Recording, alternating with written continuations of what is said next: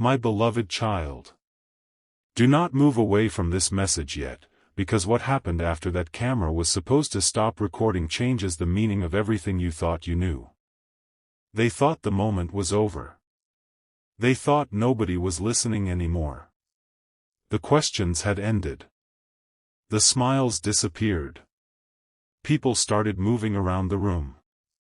Someone reached for a glass of water. Another person began gathering papers from the table. And the person who had spent the entire conversation carefully avoiding one subject finally relaxed. You. They had avoided you perfectly. At least, they thought they had. Every time the conversation came close to you, they redirected it. Every time someone mentioned love, regret, distance, or the one person they could never completely forget, they found a way to laugh. But then something happened. The little red light was still glowing. The camera was still rolling. And they didn't know. What they said next was never supposed to become part of the recording. Because the moment they believed nobody was watching, someone quietly asked them a question. Not a dramatic question. Not even a complicated one. Just 6 words. Do you still think about them? Their entire expression changed. There was no prepared answer now. No audience to impress. No reason to pretend. For several seconds, they said absolutely nothing. Then they looked down. And whispered. More than they could ever know. My beloved child, that was only the beginning. Because what came out afterward wasn't simply an admission that you still crossed their mind. It was an admission about what your absence had done to them. They leaned back in their chair and exhaled like someone who had been carrying a truth for far too long. Then they said something nobody in that room expected. I thought losing them would eventually become normal. Silence. But it didn't. The person beside them stopped what they were doing. They looked over. What do you mean? And this time there was no performance left. They answered. I mean, I learned how to live around it. That's different. Read that again in your heart. They didn't say they stopped caring. They didn't say they forgot. They said they learned how to live around the empty space. There is a difference. A person can laugh while something inside them still aches. A person can continue working, talking, meeting people, making plans and appearing completely fine while one particular memory remains untouched. And that is what they were finally admitting. They had built a life around a place inside themselves that still remembered you. Then came the sentence that changed the entire atmosphere. I compared everyone to them. Someone immediately asked. Everyone? They nodded. Everyone. No hesitation. No joke. No smile. And suddenly the people in that room realized this conversation was becoming far more personal than they expected. But the camera kept recording. They still didn't know. They continued. They had this way of understanding what I meant even when I couldn't explain it. I didn't appreciate that when I had it. Their voice became quieter. I thought that kind of connection happened all the time. Then they laughed once, but there was sadness inside that laugh. It doesn't. That was the realization. Not that you were perfect. Not that every moment between you was perfect. But that what existed between you had been more difficult to replace than they ever imagined. And maybe that is what they needed distance to understand. Sometimes people don't recognize the rarity of something while they are standing inside it. They assume another conversation will feel the same. Another connection will reach the same depth. Another person will understand the silence between their words. Then life introduces them to new faces. New conversations. New possibilities. And slowly they discover that familiar does not mean replaceable. That realization had been following them. But they hadn't told anyone. Until now. Someone in the room asked. Then why didn't you go back? They froze. That question landed differently. Their fingers tightened around the glass in their hand. They stared at it for several seconds before answering. Because I don't know if I deserve to. Everything became quiet again. And this was where the conversation stopped being about missing you. It became about regret. They weren't only remembering what you gave. They were remembering what they failed to give back. They remembered moments when you needed reassurance and they gave you confusion.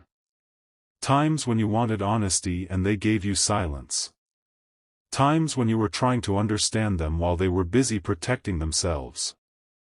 They remembered how many chances existed inside ordinary moments. Chances to communicate. Chances to listen. Chances to choose differently. And now those moments couldn't simply be replayed. I kept thinking there would be more time, they admitted. But then there wasn't. That sentence hurt them to say. You could hear it in their voice. They continued. You know what's strange? I remember the smallest things. Someone asked what they meant. They smiled faintly. The things that shouldn't matter. A pause. The way they would get excited explaining something. The way they'd go quiet when something bothered them. The little things they'd notice that everybody else missed. They shook their head. I remember all of it. And then. I remember the last time they looked at me differently. That was the moment their voice nearly broke. Because there had been a moment when they realized something inside you had changed. Maybe you stopped explaining yourself.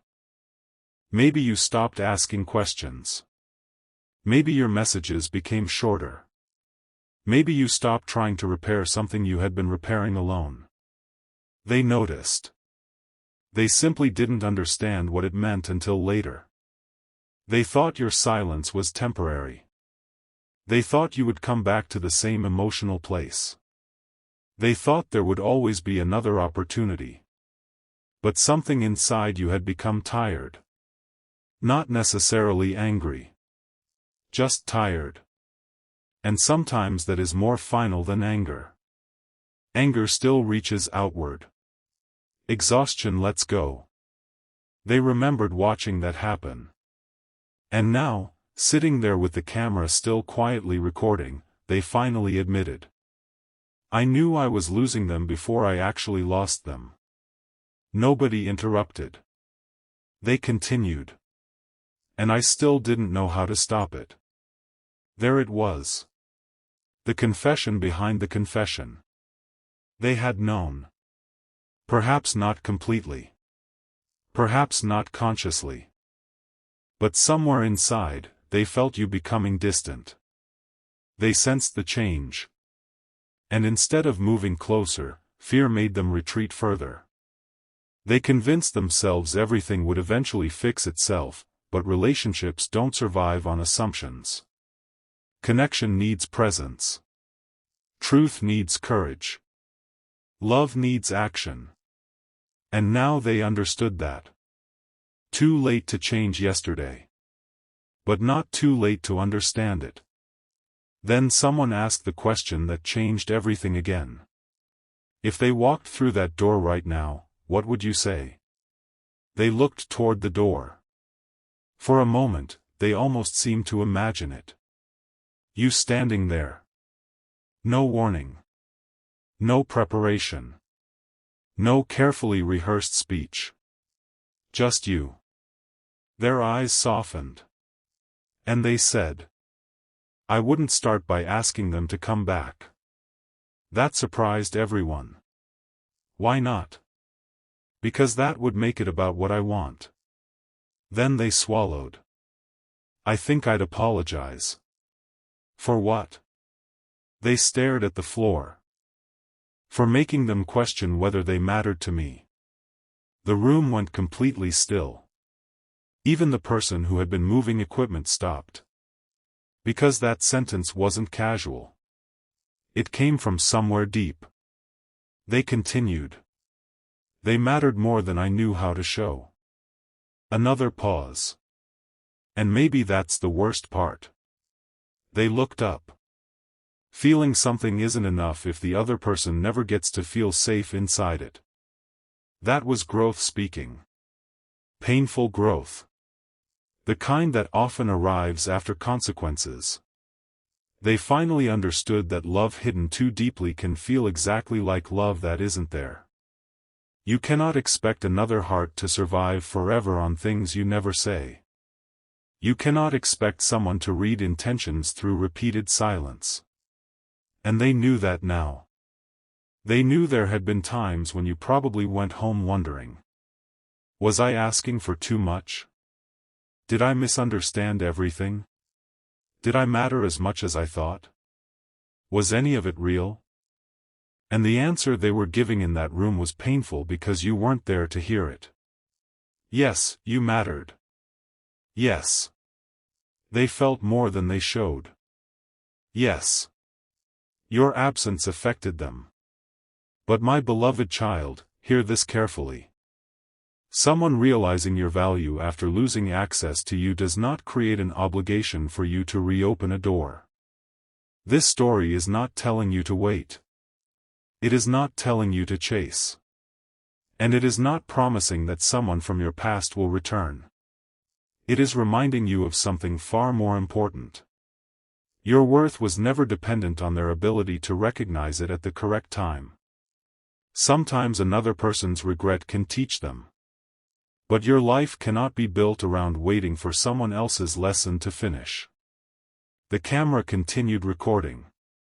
And the conversation became even more revealing. Someone asked. Do you think they're happier without you? That question seemed to hurt. They took a long breath. I hope they are. The answer surprised everyone again. Then they added. And that's hard to admit. Why? Because part of me wants to believe they miss me. They gave a small, embarrassed smile. But if they finally found peace after everything, I don't want to be the reason they lose it. Earlier, they had spoken about wanting you. Now they were speaking about wanting something good for you, even if that good did not include them. Perhaps that was the first genuinely unselfish thing they had allowed themselves to say about the situation. I used to think love meant not wanting to lose someone, they continued. Now I think sometimes it means accepting that they might be better somewhere else. Their eyes lowered. And being grateful you knew them at all. No one knew what to say. Because suddenly the conversation had moved beyond gossip. Beyond curiosity. It had become painfully human. Someone who had spent so much time pretending to be unaffected was finally admitting that a connection had changed them. And they were admitting it when they believed the world wasn't watching. That's what made it different. There was no benefit in pretending. No applause. No dramatic audience. No reason to manufacture emotion. Just a person speaking into what they believed was privacy. Then someone laughed softly and said, "You really loved them, didn't you?" They didn't answer immediately. Their eyes moved away. 5 seconds. 10. Then. I think I still do. No one moved. They quickly added. But I'm not saying that means anything has to happen. Their voice was steadier now. I just don't think love disappears because the story changes. They looked toward the window. Sometimes you carry love differently. That sentence remained hanging in the room. Carry love differently. Not possess it. Not chase it. Not force it. Carry it. Sometimes as gratitude. Sometimes as regret. Sometimes as a lesson.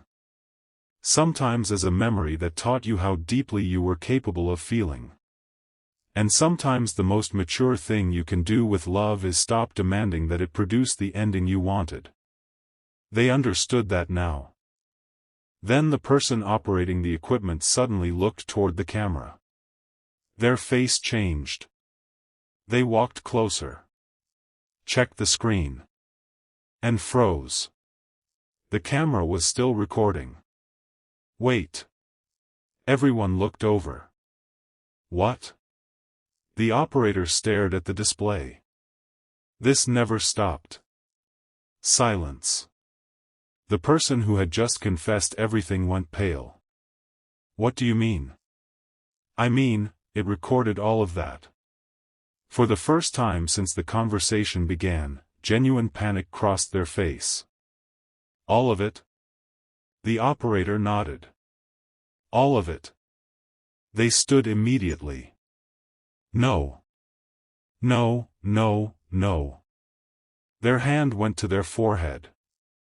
That wasn't supposed to be recorded.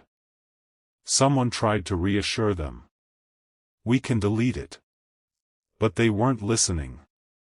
They began walking back and forth. Because now everything they had protected was sitting inside a recording. Every admission. Every regret. Every memory.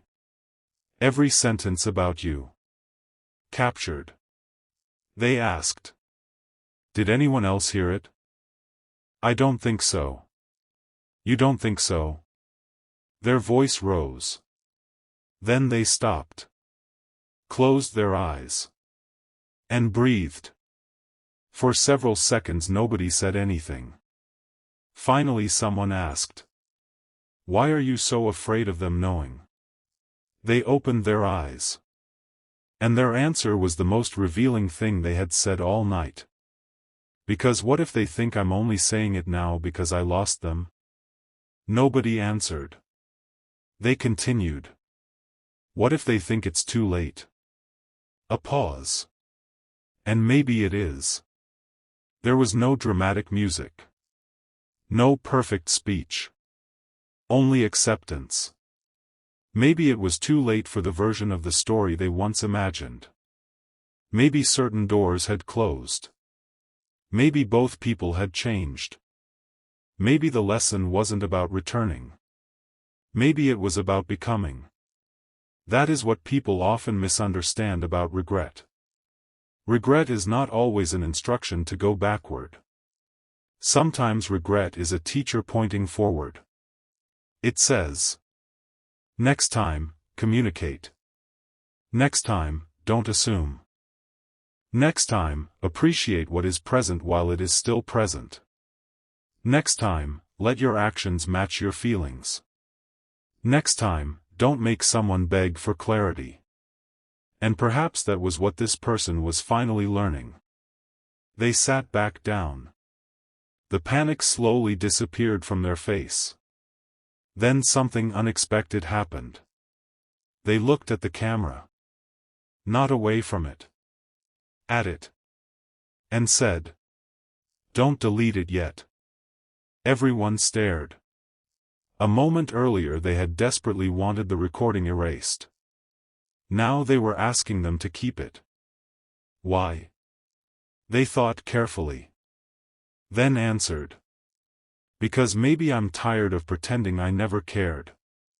That was the turning point. Not because the recording would necessarily reach you. Not because some cinematic reunion was guaranteed. But because for the first time, they stopped hiding from their own truth. And sometimes the first person we have to tell the truth to is ourselves. They had spent so long trying to appear unaffected that they had almost convinced themselves. Almost.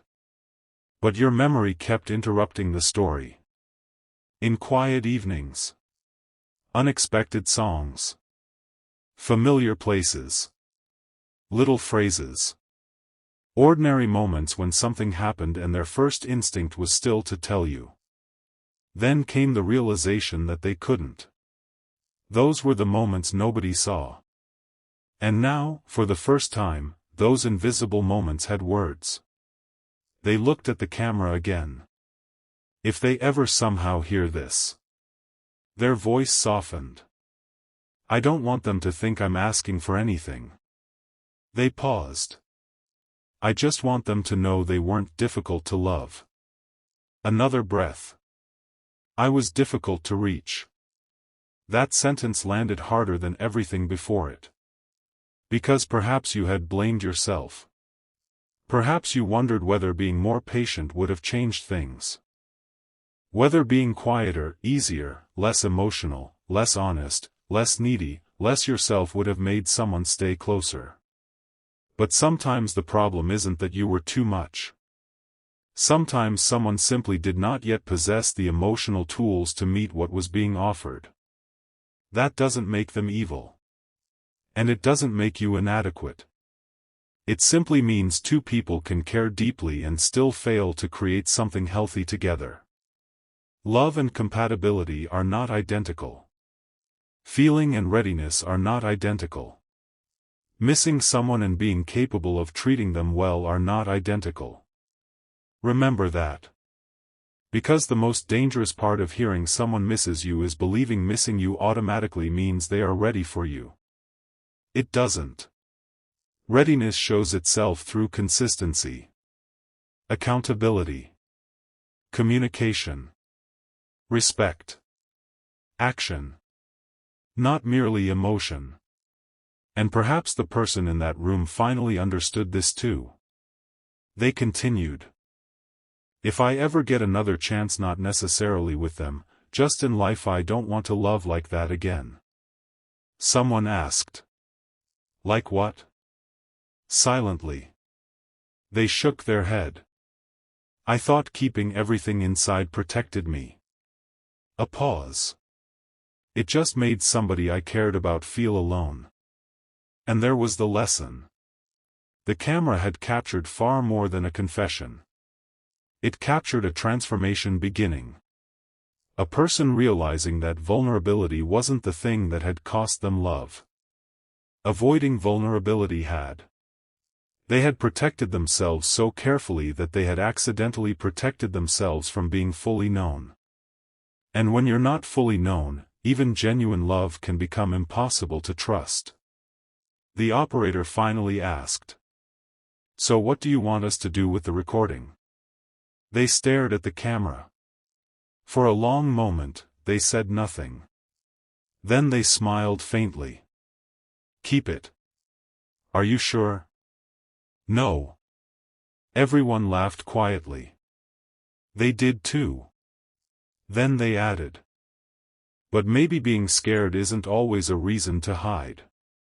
My beloved child, this is where the message turns toward you.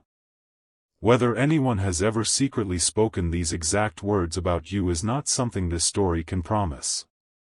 This is a fictional, inspirational story, not a prediction, not a supernatural confirmation of another person's private thoughts. But the truth inside the story can still belong to you. Never measure your value by how loudly another person acknowledges it. Never put your life on hold waiting for an apology. Never confuse someone's regret with your responsibility. And never believe that because someone failed to love you properly, you were impossible to love. You are allowed to remember without returning. You are allowed to forgive without reopening access. You are allowed to wish someone well and continue walking. You are also allowed, when genuine change and healthy circumstances exist, to listen. But whatever you choose, choose from peace rather than loneliness. Because your next chapter should not be controlled by who finally realizes what they lost. It should be shaped by what you finally realize you deserve. And somewhere in that quiet room, with a camera nobody realized was still recording, one person finally understood the lesson they should have learned long ago. Some people are not unforgettable because they were perfect. They are unforgettable because they were genuine. Because they showed up. Because they cared. Because they saw parts of us we were still hiding from ourselves. And when that kind of person leaves, the silence they leave behind can become louder than all the noise that came before them. The recording continued for another few seconds. Nobody spoke. Then the person looked into the lens one final time. There was no panic anymore. No performance. No attempt to appear strong. Just truth. And quietly, almost as though they were speaking to one person rather than a camera, they said, "If you ever see this, I hope you're happy." They stopped. Their eyes lowered. Then they looked back into the lens. "And I hope you know, you mattered more than my silence ever made you believe." The camera finally stopped. But some truths begin speaking only after everyone thinks the story is over.